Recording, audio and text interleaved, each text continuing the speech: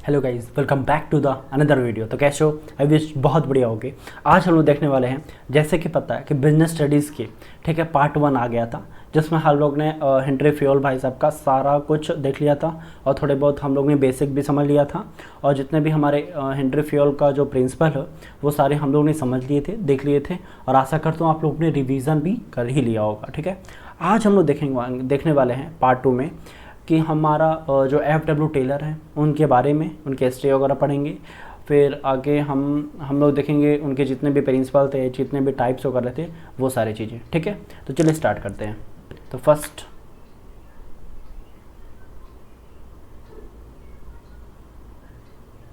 ठीक है, chapter 2 principle of management part 2।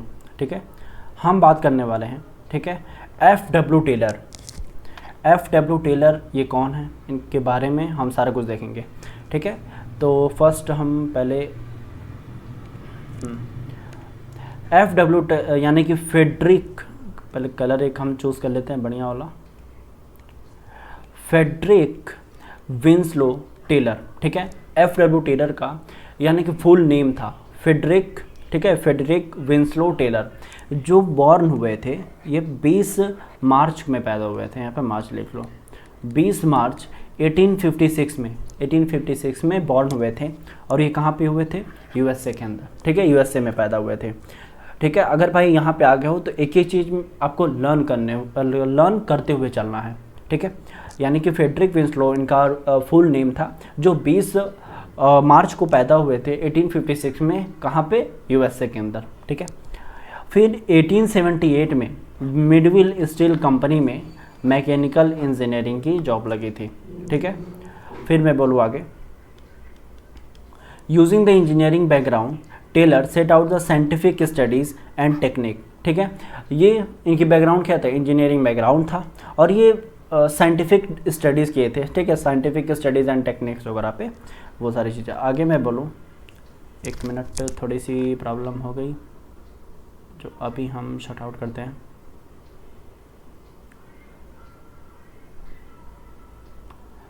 फिर हम आगे बोले, ही वॉज प्राइमरली कंसर्न, ठीक है, he was primarily concern about the efficiency of work and optimum utilisation of resources. इनकी प्राइमरली कंसर्न थी कि जो भी हम वर्क वगैरह कर रहे हैं वो एक एफिशिएंसी उसमें हो, यूटिलाइजेशन हो, जितने भी हमारे रिसोर्सेज हैं। ठीक है, जो टेलर प्रिंसिपल्स हैं and techniques were the based on the observation conduct in the factories. ठीक है, जो भी ऑब्जर्व किए थे, ठीक है, जो भी इनके ऑब्जर्वेशन थे, ठीक है, वो कंडक्ट हुए थे फैक्ट्रीज में। Method of production and lack planning हो गया, एंड वर्किंग मेथड हो गया, वेयर द हपास्ट एक्सेट्रा। तो ये सारी चीज़ें एक बार आपको रीड करने हैं, ऐसा इसमें कुछ समझाने वाला नहीं है। ठीक है, फिर मैं आगे बोलूँ, कंट्रीब्यूशन ऑफ टेलर, यानी कि हमारे जो टेलर भाई साहब थे, ठीक है, वो क्या क्या कंट्रीब्यूट किए थे। ठीक है, उनकी कंट्रीब्यूशन क्या क्या थी। ठीक है, तो फर्स्ट हम देखूँ, F W. Taylor become the famous father of scientific management. ये साइंटिफिक मैनेजमेंट के बहुत फेमस फादर थे। His main contribution which made him so popular, बहुत तो ये पॉपुलर भी थे। और टेलर पब्लिश्ड एक बुक, यानी कि एक बुक पब्लिश किए थे। ठीक है, और आगे मैं बताता हूँ, पब्लिश किए थे एंड रिसर्च किए थे paper explaining his scientific view is industrial organisation and management. यानी कि हम अपने इंडस्ट्रियल जो ऑर्गेनाइजेशन होते हैं, जो मैनेजमेंट करते हैं, ठीक है, उसको कैसे हमको आगे करना है, उसके ऊपर सारे कुछ रिसर्च वगैरह किए थे, एक्सप्लेनिंग किए थे। फिर मैं बोलूँ, दो मेजर इनके कंट्रीब्यूशन थे। ठीक है, एक तो हम लोग देख लिया पॉइंट, हीज मेजर, यानी कि दो नहीं, बहुत सारे मेजर कंट्रीब्यूशन किए थे। Publishing books and research paper, ठीक है, ये अपने बुक्स को भी पब्लिश किए थे, एंड और इनका पेपर भी, यानी कि पेपर भी रिसर्च किए थे, रिसर्च पेपर भी था। Explaining and his scientific view on the industrial organisation and management. ठीक, फिर मैं बोलूँ,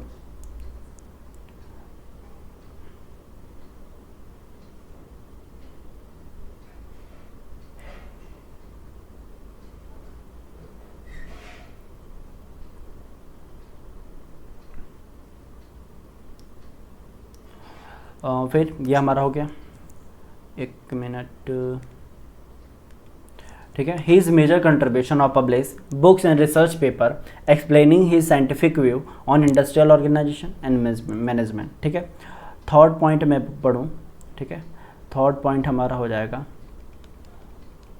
his impact on the adoption of scientific method to the problem of management, ठीक है।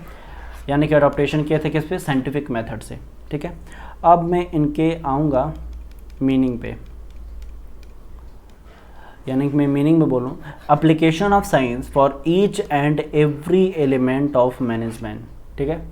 आगे मैं पढ़ूँ, it means apply scientific tools methods and trained personnel order to increase in output, ठीक है। इनका मेन क्या था कि जो भी हमारा अप्लाई वगैरह करेंगे तो वो साइंटिफिक टूल्स होना चाहिए, मेथड जो भी होना चाहिए, ट्रेंड पर्सनल होना चाहिए, order to increase in output. कहने का मतलब ओवरऑल ये है कि जो भी हम बिजनेस कर रहे हैं तो उनकी जो आउटपुट होगी, ठीक है, अपने ऑर्गेनाइजेशन के अंदर, ठीक है, तो वो इंक्रीज हो, उनकी आउटपुट डबल हो, आउटपुट बढ़ता रहे, इंक्रीज होते रहे, डेवलपमेंट होते रहे, ठीक है। इनके कहने का मतलब है, और ये सारी चीज़ें किस पे हो, एक साइंटिफिक बेस्ड हो, ठीक है, एक साइंटिफिक बेस्ड हो, इस पर प्रैक्टिस हो, ट्रेंड हो, वो सारी चीज़ें। फिर आगे मैं बोलूँ साइंटिफिक प्रिंसिपल्स, ठीक है, ऑफ मैनेजमेंट। अब देखो साइंटिफिक यानी कि फर्स्ट का मतलब क्या होता है, science not rule of thumb. कहने का मतलब, चलो आप हमारे साथ एक नोट्स लिख लो, इसको पहले हम रिवाइज कर लेते हैं, ठीक है, और आप हमारे साथ नोट कर लो, थोड़ा बहुत नोट्स मैं लिखवा रहा हूँ, ठीक है, लिखोगे। इनका मेन मतलब ये था,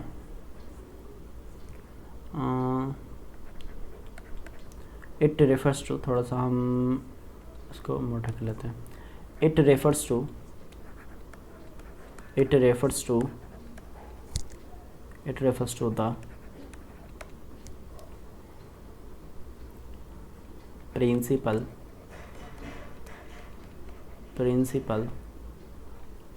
principle of Taylor insist that each job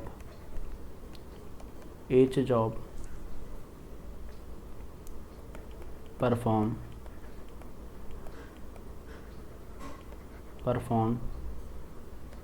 in the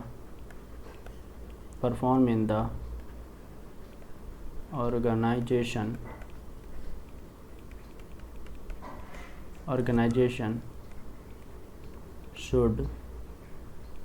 should be based on scientific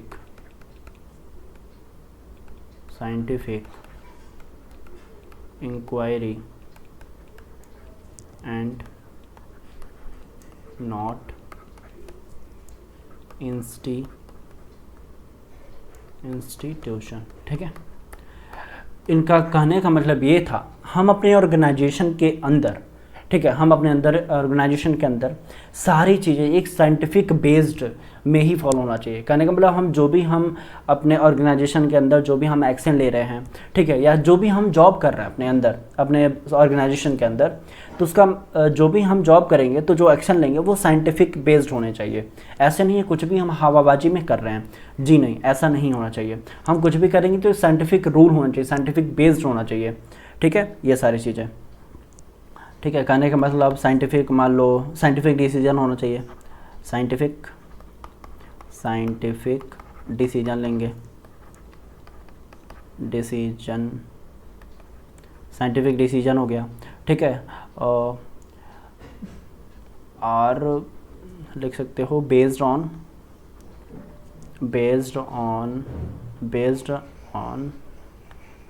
cause and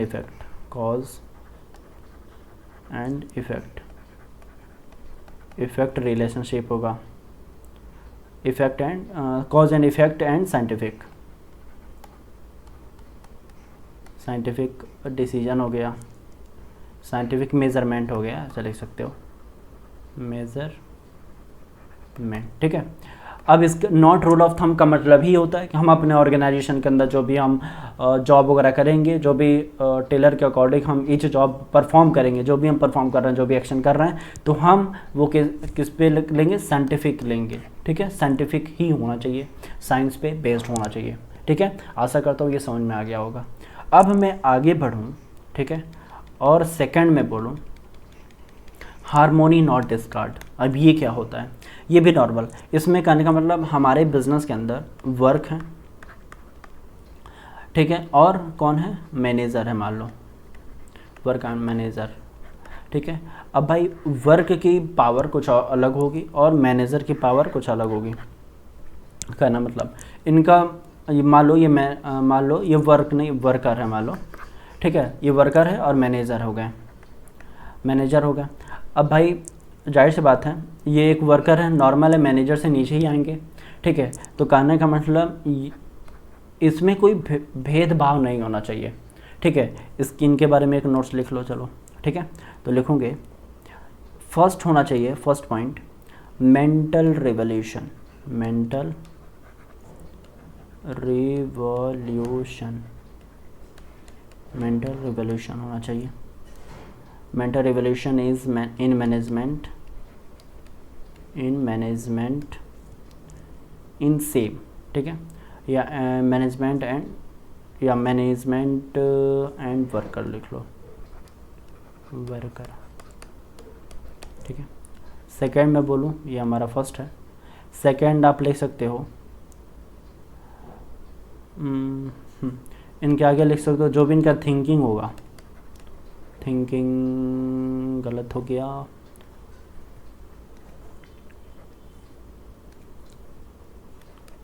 जो भी इनका थिंकिंग होगा वो आपस में ट्रांसफॉर्म होंगे, ठीक है, बस वही चीज़। नेक्स्ट मैं बोलूँ matching to principle, matching to principle of remuneration,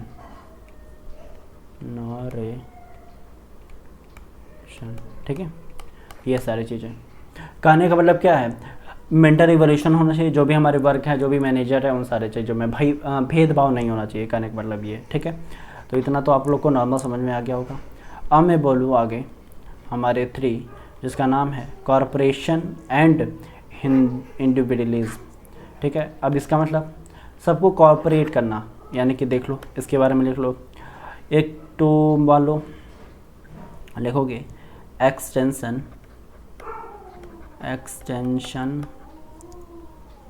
of principle of harmony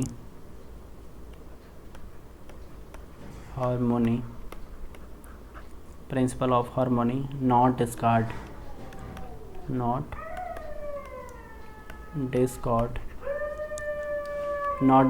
ठीक है। फिर मैं बोलूँ आगे वेलकम सजेशन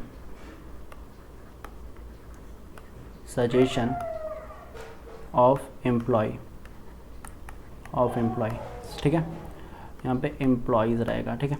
नेक्स्ट मैं बोलूँ रिवर्ड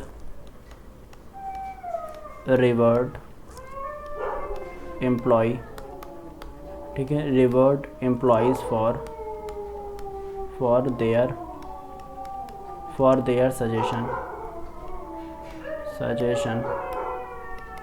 देयर सजेशन ठीक है। मेन कहने का मतलब ये है भाई अपने बिजनेस के अंदर आप एम्प्लॉय रखे हो, वर्कर रखे हो, ठीक है, तो क्या किसी भी कामों में उनको इन्वॉल्व नहीं करोगे। मान लो आप लोग मीटिंग कर रहे हो तो भैया उसको भी इन्वॉल्व करो ना, ठीक है। उनको अपने एम्प्लॉय को, अपने वर्कर को कुछ रिवॉर्ड्स वगैरह दे दो, ठीक है। कुछ सजेशन में यानी कि जो भी मान लो एक्शन वगैरह लेना है तो उसमें कुछ सजेशन उससे लो, ठीक है, जो भी उसकी क्या सजेशन है वो सजेशन वगैरह उसको लो दो, ठीक है। ये सारी चीज़ें होती हैं। कहने का मतलब है कि क्या है, कॉरपोरेशन नॉट इंडिविजुअलिज्म, ठीक है। आगे और मैं थोड़ा सा मैं बोलूँ, चलो आगे मैं थोड़ा सा और लिखवा लेता हूँ।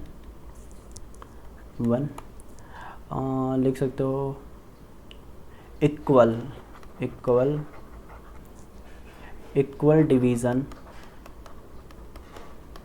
Division of work and require, ठीक है, रिक्वायर है या रिस्पॉन्सिबिलिटी है, रिस्पॉन्सिबिलिटीज़ को कट कर दो,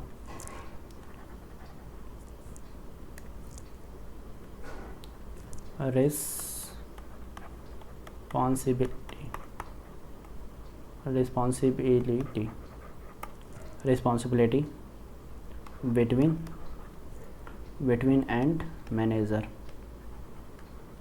नहीं मैनेजमेंट, ठीक है, मैनेजमेंट होगा, ठीक है। ये इक्वल डिसीजन दो, ठीक है, वर्क एंड रिस्पॉन्सिबिलिटी जो भी है, ठीक है, मैनेजमेंट के अंदर वो सारी चीज़ें, ठीक है। तो ये हमारा होता है कॉर्पोरेशन है, नॉट इंडिविजुअलिज्म। आगे मैं बोलूँ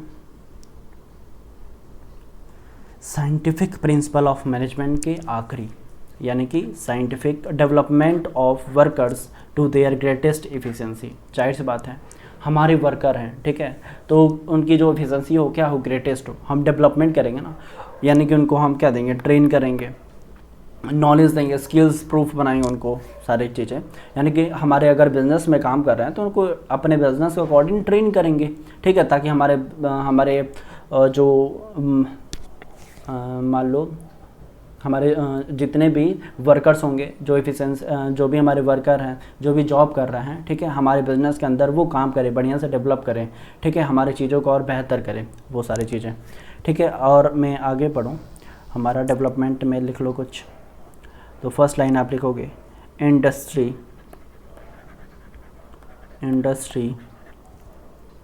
efficiency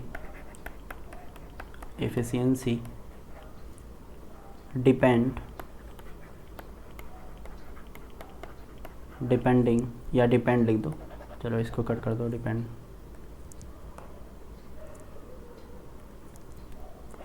depends upon the efficiency of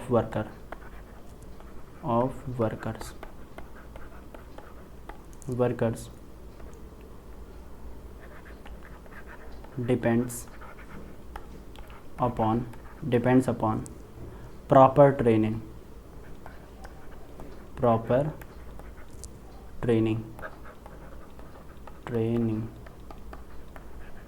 ठीक है। उनको जो भी हमारी इंडस्ट्री है, ठीक है, एफिशिएंसी जो भी उसके डिपेंड करेगा, जो भी कहने का मतलब ये है कि जो भी हमारे वर्कर हैं, ठीक है, depend upon the proper training, तो ठीक है, जब आपका प्रॉपर ट्रेनिंग बढ़िया रहेगा तो हमारी जो भी वर्कर होगा उसकी एफिशिएंसी बढ़ेगी, ठीक है, जो भी हमारी इंडस्ट्री की जब हमारे वर्कर का एफिशिएंसी बढ़ेगा तो जाहिर सी बात है इंडस्ट्री की भी एफिशिएंसी बढ़ेगा। ओवरऑल कहने का मतलब ये है, ठीक है, कि जो भी हमारे वर्कर हैं हमारे बिज़नेस के अंदर, जो भी हमारे ऑर्गेनाइजेशन के अंदर, हम एक उनको ट्रेनिंग देंगे, जब हम ट्रेनिंग देंगे, एक नॉलेज देंगे, ठीक है, स्किल्स देंगे, जब ये सारी चीज़ें उनको मिलने लगेंगी तो हमारे ऑर्गेनाइजेशन का क्या होगा, एफिशिएंसी बढ़ेगी, डेवलपमेंट होगा, ग्रोथ होगा, बस वही चीज़ है, ठीक है। अब मैं बोलूँ आगे, ठीक है, अब हम आगे बढ़ें तो फर्स्ट हम देखेंगे